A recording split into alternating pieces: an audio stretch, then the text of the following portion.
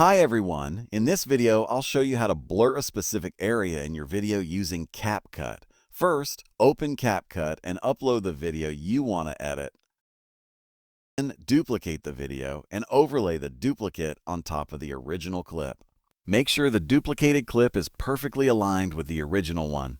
Next, select the overlaid clip, go to the Effects tab and apply the blur effect.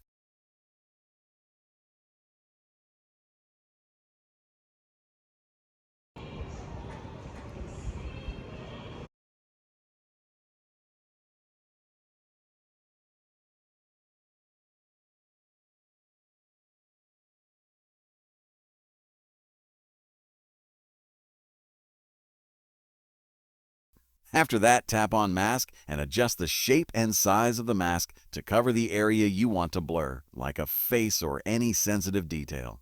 And that's it! You now have a clean blur effect in your video using CapCut.